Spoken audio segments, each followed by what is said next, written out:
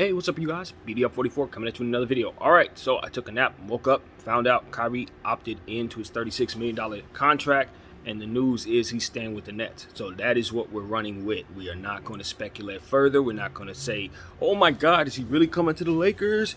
Because the reality is that news is what we have. So we're working with that. Now, here's the deal. I'm not surprised by anything I'm seeing here. Nor am I ruling out what it is that I've speculated initially, although this is also a scenario that I worked into the equation. Hadn't talked about it in a while, but it made a lot of sense. In fact, if I'm not mistaken, it was part of what I suggested Kyrie do initially, which is opt into the Nets, give them the option of whether or not they're going to trade you, because that's the only option you have other than walking into free agency. Maybe signing a $5 million deal with the Lakers, as to which the thing about doing that is two things. One, it's great for the Laker fans. We're happy and all this. But this is the same thing I said to DeMar DeRozan last year, and it applies to Kyrie Irving this year. If you sign yourself to a deal, a one-year contract that's $5 million, what you find yourself becoming is trade. You become tempting to trade for your GM. Because what you are is an expiring contract that's so easy to move. Now, I personally think a $47 million contract is easy to move if it's expiring as well, because of the same scenario I've been telling you guys. $47 million bubble, at the end of the season, pop, free cap space for anybody who has it. So that is why I look at that as something easy to move. But when you're talking about a piece that you can actually use, you're talking about moving a $5 million Kyrie Irving piece. You can get back maybe a first-round pick for him at that price for half a season. For a team like maybe Miami, who's just going to want to make a push for the playoffs, they're going to give you their pick to get that type of piece at an affordable price. So DeMar DeRozan at that price was tempting for Rob Pelinka to trade, and Kyrie Irving at that price is tempting for Rob Pelinka to trade. And plus, look at it like this. If he's going to be playing for one season to see if he can get the money that he ultimately believes he deserves as a perennial superstar, why choose $6 million for 1 year instead of $36 million for 1 year? When I broke it down this morning, it didn't make any sense. Why am I going to go all the way to California, which I've never lived, for $6 million when I can stay in Brooklyn for $36 million and play basketball for a year either way? It doesn't make any sense. Even if I hate money, I'm not going to do anything stupid like that. If I hate money, at least I see the fruit in being able to help other people with it by giving it to them. So I have to earn it in order for that to happen. I can't do that if I'm only getting 6 of my 36. So this is the logical thing for Kyrie to do. And what you guys all already understand is that once you opt in with the Nets, you are now property of the Nets. So it doesn't benefit the Nets at all to opt him into this contract today and then make it clear that they have any desire to do anything with that contract, unless simultaneously they're trading it that day. Because what that does is it messes with negotiations and the value of what Kyrie would be if you do trade him. So as I say, the Lakers and every single entity does this. They funnel the information that they want their side to have spoken about in the media. I'm going to tell you Kyrie's going to play for $5 million because I believe that's exactly what I need him to do. So if I put that information out, maybe his side will be more pressure to do it. Maybe I can make other people who are watching the situation, who are involved in the situation, think he's about to do something that maybe he's not going to do. So they make a move, make a mistake. That's why that's done. It has really nothing to do with us. It's consumers. So this could be that. However, I don't think it's responsible to say, nah, this could be a monkey wrench, or this could be Kyrie wanting to go back to the Nets, because the reality is, when you're dealing with Kyrie Irving, he's not predictable in that way. He's not. You could read all the tea leaves and he may give you something else. Maybe he woke up in the morning and decided, you know what? Nah, I'm running it back with Brooklyn. We're going to get it right. So for me, I'm always open to him changing his mind, because that is the smart way to play. So that's just it. That's just it. Do I think it's a good chance he could still be traded to the Lakers? I do. I think it's a great chance. In fact, I think this is all part of the plan. However, there is a perfectly reasonable scenario where that is not the case. He said it back to Brooklyn. He and KD had a conversation last night. He was mulling over it and landed on going back to Nets and make it right. Because I think the part of that, the scenario that makes sense in that regard is, what about KD? That's the video I didn't get a chance to make. What about KD? And what that means is, of course, KD can find a spot to play. Of course, he can find a place to play. But the scenario in my head with this is that now you force KD to leave Brooklyn when he didn't necessarily have intention to leave in Brooklyn. When he has a 4-year deal signed off with Brooklyn, now you're going to force him to make a decision to play where? Oklahoma, Portland. Now, me personally, I think those situations are actually pretty appealing for KD if he decided to go there. Other opportunities such as Miami have opened up. Maybe a return to Golden State is not out of the question. Maybe even going to one of these LA teams himself isn't something that he needs to rule out if he decides to want to do that. However, the choice ain't his no more if Kyrie bounces. And given the fact that Kyrie has kind of, how do you put this in the right way? He's dragged him along for some of the choices that he's made over these last couple of years. KD's gotten the short end of the stick each time, and I think KD has played it mighty fine. He's played it really well with Kyrie. He's said all the right things. He's been a supporter and a brother in his corner. A part of me thinks you're supposed to support him all the way out the door too as he goes to LA. It's just, there is an angle where you say to Kyrie, yeah, it's kind of rough how you leave him out to dry to make things work. You can't make everybody happy. That's the problem. And if KD understands the situation fully, maybe he's okay with it. That doesn't necessarily mean that, it's the greatest thing for him if Kyrie bounces from Brooklyn without him having a spot in mind to go. And that, I think, is also part of why Kyrie could have, if I'm speculating just completely, why he could have opted in with the intent of staying in Brooklyn, because KD's situation is not settled at all. And it in the narrative as well looks like Kyrie is leaving KD, and the narratives that come along with players who've left players in the past, including KD leaving, all that stuff. So could this be some Kyrie understanding that, the narrative's kind of fed a certain way, maybe I should just go the other way? You know what I mean? And landed on that? I think that's perfectly reasonable. I think it's perfectly reasonable. I don't think there's a situation that I don't think there is a decision that Kyrie can make with his free agency that's not going to disappoint someone. That's the bottom line. So if it got to be us, it has to be us. If it has to be KD in the Nets, it has to be KD in the Nets. But the reality is, you got to say no to somebody, Kyrie. So that's what it is for him. I'm personally happy for him that he didn't say no to his $36 million. I'm happy for him. I'm happy he didn't say no to himself. Because a lot of times we outthink ourselves sometimes. You want to be unselfish. You want to make up for old mistakes. You want to be this person. You want to be good for them. You want to shut them up. You want to play basketball. It's a lot of different people you're trying to make happy. And you can't forget to make that future self happy. That you that's sitting in a rocking chair 40 years from now when your backs and your knees ain't all that great, it is much better to have known that you maximized your opportunity at the NBA checks while that body was still upright.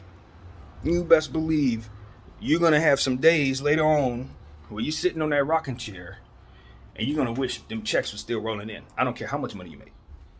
That's just how this works. You know that for a pocket of time in your life, not only were you able to do things that 99% of the population can't do, but you had opportunities at wealth that 99% of the population will not have for a time.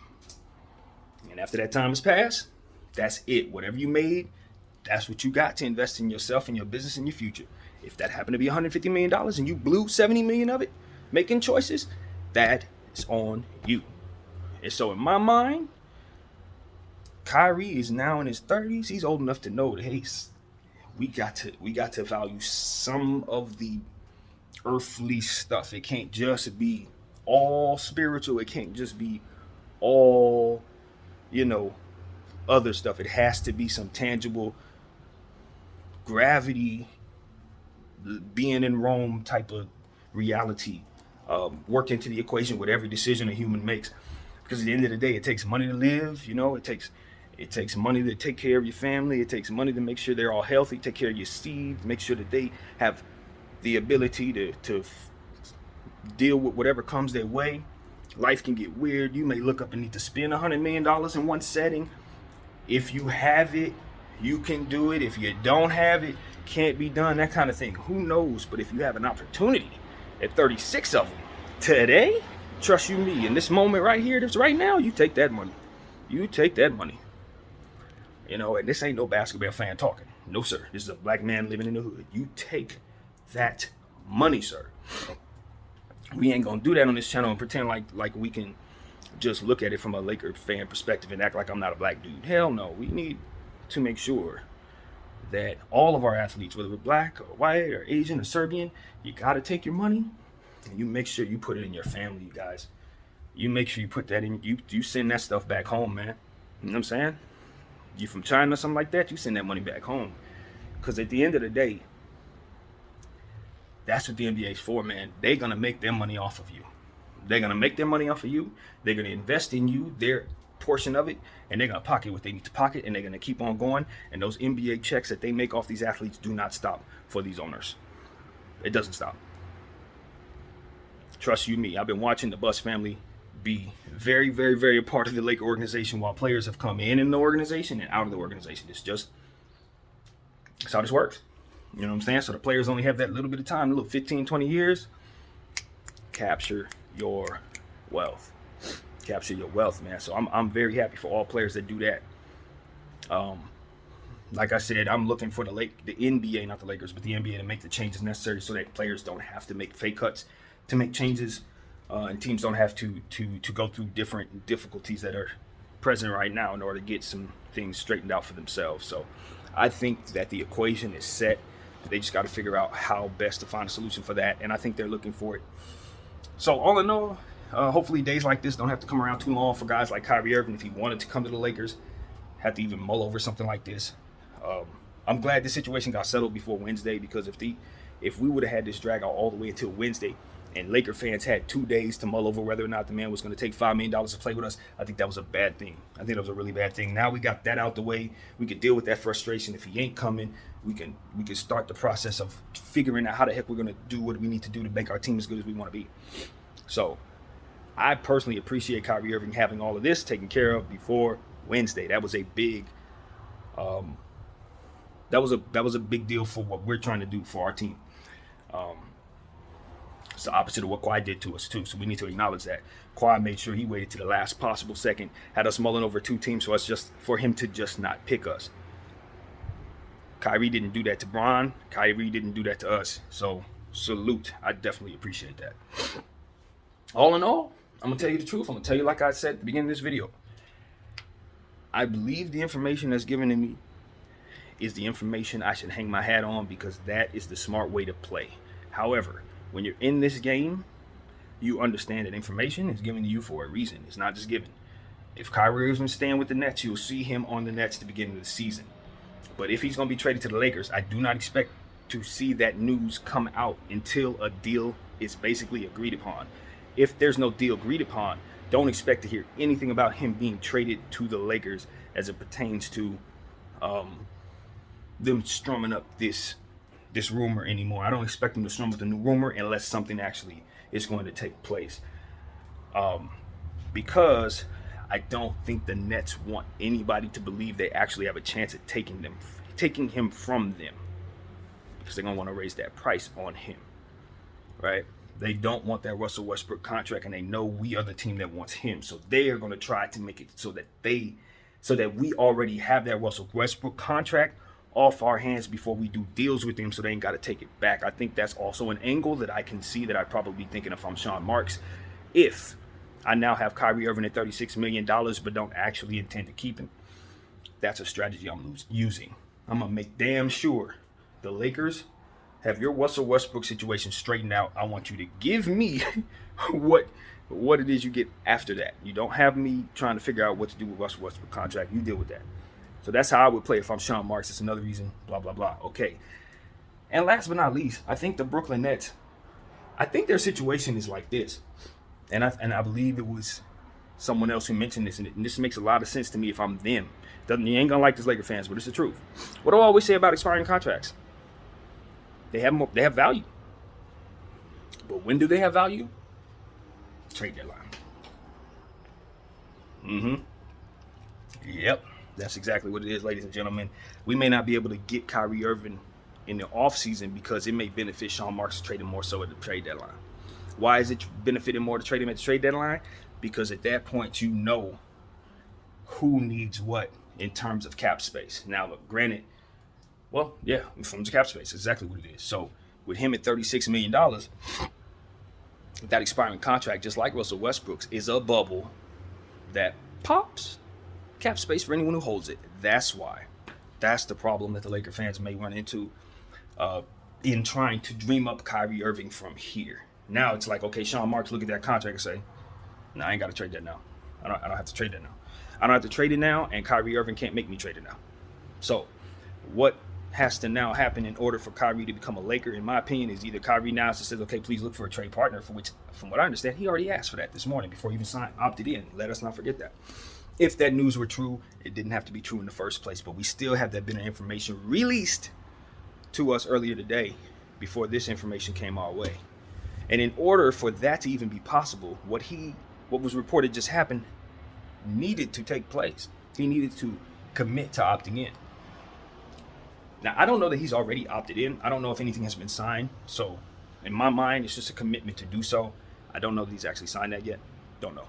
But yeah, that's where we're at. So for me, looking at the situation, I'm just like, all right, well, let's just wait to see what happens. If the news comes out, maybe he releases a statement and says, you know what, I just want to run it back with KD. We're going to see what happens if we're going to do this. Fine. My speculation ends right there. Once I hear from him, I'm done. Hey, that's over with. But until then, I'm going to leave the door open for the possibility of this still being on track because it still makes sense. It literally still makes sense. Everything still makes sense. It's just the thing that makes you question the information is the Kyrie factor. It's him. Literally him. You know, he's the one guy in this situation where you can say, you know what? Yeah, maybe it looks this way and that's what it is. Maybe there's no strategy involved. So because it's him, you don't know. You just leave it alone. But I'll say this and I'll leave it at this. I think it's in the Lakers' best interest to try to make a trade for Kyrie Irving right now. I do, based on everything that we've deduced about LeBron James and how the Lakers should try to win now with LeBron James, about having him close to the team for the next several decades with his clutch connections and ultimately what they can do for helping us receive talent in the future. I think it's smart to invest in him and go all in for him at this time. And it took me a while to come to that conclusion, but I'm here. So that's one reason. The other reason is you have Anthony Davis for multiple years. He is still a win-now piece. You got to consider him and what is best for his timeline, because you best believe there's 28, 29 other teams that are looking to you to do right by him, just like they're looking at us to do right by LeBron. And also, the last but not least situation is Kyrie Irving's a piece that we could really genuinely use for reasons that we've already talked about. I think having him in practice makes our guards so much better defensively because they have to deal with him, and he's the best at what he does. So when you try to simulate what the NBA is going to give you, you don't get anything better than what he's going to be providing in practice every single time he's out there. So that's another reason why I think it's really good to have him. Of course, what he brings to the table is all of his game, and his overall game is just going to, of course, help any team with finishing, with stretching the floor, getting to different spots and scoring easy buckets, drawing fouls, things of that nature that he does naturally. So I think he's a piece that we can use that'll help us. And then, of course, the proven commodity aspect of it. If you're going to build from a place of disadvantage, it's best to try to build something that you know works. And for me, it's clear that the evidence has shown us championships are with him and AD, LeBron and AD, and Kyrie and LeBron have won. So that makes all the sense in the world. I think it's a good, solid choice if you must leave Brooklyn. So that's what it always was, unfortunately. As a fan, you get drummed into the idea, oh, this player's coming to our team. But the reality is, the tea leaves were set. It's the media that wanted to send us in one direction or another with their narratives and with the various interests that they have in bringing players to our team. Or even worse, the notion that we're the big bad wolf so that everyone's going to use us as leverage to get what they want done with their team. That's part of being a Laker fan. You understand that that's always going to be the case. Players have always used us as leverage because if the Lakers come calling, history says you better pay up or that people are going to leave. So yeah, it's a good strategy. I'd use it too if I were a player. Like, look, man, I'm going to the Lakers. You know what I mean? Or you can do like Miles Bridges say, I'm going to Detroit. But the point is, it may be a bluff, it may not be, but the point remains that you could leave to a place that would desire you, so they had better do what it is that you want them to do. So it's part of being a Laker fan, man. If you don't like that aspect of it, you're rooting for the wrong team. Sometimes you're just not going to get the guy. He's not even looking in your direction. But 9 out of 10 times, they are looking in your direction. And if they are using you as a team that they're willing to bluff to, sometimes their bluffs get called and sometimes they end up on your squad. So that's something to think about. I think also maybe if you want to speculate further, maybe he had second thoughts about rejoining LeBron James.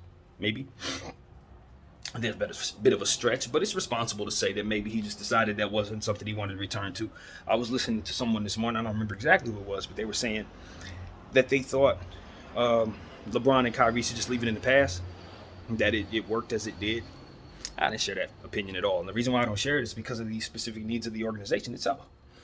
When you look at Kyrie Irving, you look at LeBron James, a lot of people are like, okay, they zero in on those two. It's just, what are they going to do? But no, that's not how basketball works. You can give LeBron James and Anthony Davis a certain set of role players, and their roles are going to be set a certain way. You give them an entirely different set of role players, and now they have different responsibilities, different needs, different things that they must do themselves in order to be successful. So if you understand that, then you understand that those two players can be in different situations and have different fits. Those two players can be in different situations and have entirely different roles. And so I think that would be the case with LA. Obviously, they're still, going to be looked at to do some of the same things. But I don't think neither one of them were going to have as much responsibility defensively here as they would have had in Cleveland. I don't think either one of them would have had the responsibility here to score the ball as they did in Cleveland because of the presence of Anthony Davis and other scorers that we have on our team. So even though they would be 1A, 1B, 1C, whatever with AD, at the end of the day, because of the presence of AD, I think their jobs, both of them, is going to be a lot easier. And most importantly, their job is going to be to help incorporate him into what they do. And with Kevin Love, I think it was a little different. Kevin Love's a spot-up shooter. You find him in the flow of the offense.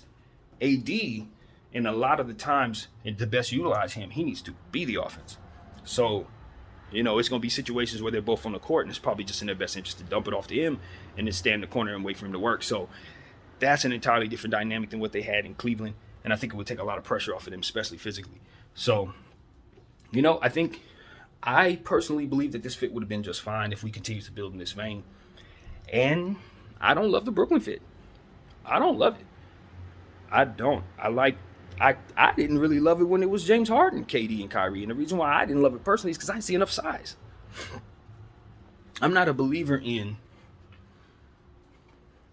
3 offensive players cutting you down and just blowing you out in this field with all these lengthy, wingy defenders that we always say. I don't necessarily think that works. You can overpower the old field with teams being shallow and certain players not being able to stretch the floor and stuff like that. But in this switch everything league, I think you need more than 3 guys, 2 of which don't play defense and 1 is a forward. You need your bigs to be just Mutombo-like. You need to be stifling defensively. You need a Draymond and a Mutombo down there that kind of help make that work. And I didn't see that on the Nets. They don't have it, right? You lose James Harden. Now you're bringing back someone who's defensive. But, of course, my thing with Ben Simmons is he's a very interesting piece that doesn't fit with everybody. Now, honestly, he definitely fits with Kyrie Irving and KD. But my thing with him is, what health is he coming in at this year? And if they're a win-now team, if Ben Simmons is not 100% himself, and they don't have an offense worked into the equation that makes him look good, that team is not going to be good enough to get through the East at all. Healthy Kyrie, healthy KD, their role-playing circumstance ain't that great in my mind. Now, can they get a little better here and there? Yes, they must get rid of that Joe Harris contract. There are other things that they need to do to make themselves better. Maybe they're able to do that.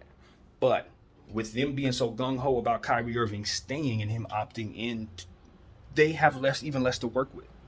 You know, it's one of those situations where if I'm the Nets and I'm looking at them and they don't have any intention of trading Kyrie Irving, I'm looking at them and I'm saying, honest to God, are you sure you won the lottery here? Are you sure you got what you should have wanted? You won the Kyrie Irving sweepstakes against the Lakers if this news is the truth. Are you sure you should have wanted to, is what I would say to them. Because Kyrie Irving at $36 million for the Nets is not a good contract. But 1 year it's not. Unless they're planning on trading at the deadline, which we already talked about. But in terms of that price versus what it is they need to do to build a team right now, that's not a good piece for them.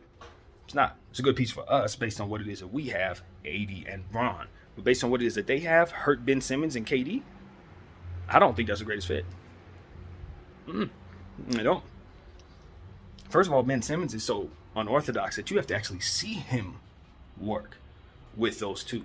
Then you got to take into account that they're going to be using a brand new system with a coach, Steve Nash, who's still learning how to be a head coach in this league. With all the confusion of the last year, it's kind of hard to get his system worked into the equation because they haven't had any consistency. Maybe that's part of it. Maybe they believe in, if we would have just had a full team, maybe if me and KD could have just had more time on the floor together, maybe we could have carved people up, give ourselves a chance. And maybe that's what they're thinking. I can't say. I don't know. I don't believe in it like that personally. But it's not about me. It's about whether or not they do. And they have unfinished business. You know what I mean? If they're looking at it that way. Whether we believe in it or not, they want to see if it can work. My thing is this. You saw how you look without Ben Simmons. You got to expect Ben Simmons ain't going to be there. Just like if you're the Nets, you got to expect Kyrie Irving ain't going to be there. Quite honestly. And that's the problem. I can deal with Ben Simmons.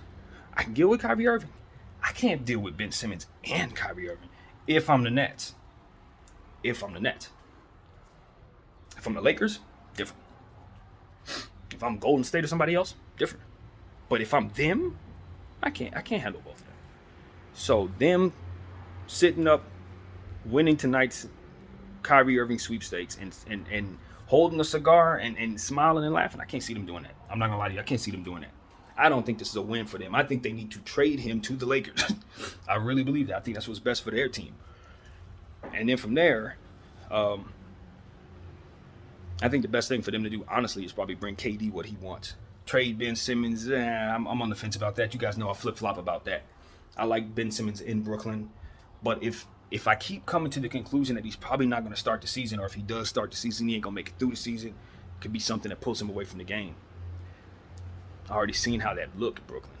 I already seen how that looked. When y'all went up against the Celtics, you showed me exactly what your role-playing situation looks like when Ben Simmons ain't out there.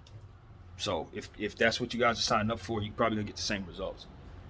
So that's what I got to say, man. I know the Nets don't have their picks, right? They didn't blew up their pick situation like we did. So it's like, you know, I don't know. I'm not saying that they're automatically not going to win anything or nothing like that. But I will tell you this. I personally like the Nets' chances. I trust the Nets better in a rebuilding situation right now than I trust them to put together a system that makes sense for this season for that team to win a championship. Nah. They are probably best getting back the entire control of their organization, and finally, for the first time in the history of the Brooklyn Nets, building through the draft and giving themselves an actual opportunity as a real homegrown team. I really believe that's the best way to go. As long as you're trying to build now, you're going to be picking and choosing which players you can put on this team, and you're going to be coming up with players that are not good enough. You're not going to be able to acquire them. You know, it's just not going to happen unless you find a way to get rid of Ben Simmons. Or, again, trade Kyrie Irving at the trade deadline for a bunch of pieces that you can use to flip later. So maybe that's the move. Maybe that is the move. But the first half of the season, he has to stay healthy. And hopefully Ben Simmons comes in fresh and everything goes in a way that makes sense. But to me, it's not the best fit for Kyrie Irving. It's not the best fit for KD. So that's just what I think. Now, as far as Portland's concerned, we look at that situation. I'm not going to go into the whole Portland spiel, but, Dame had posted, KD in the picture with him. I don't know what that does for the situation with Kyrie going back to the Nets. If that stays as it is, KD's expected to stay with the Nets. And Dame is still looking for another running mate. So that's going to shake some things up a little bit. Now you look over at DeAndre Ayton, you look at Bradley Beal, you look at Zach LaVine, you look at certain players and see if they may be moving to Portland.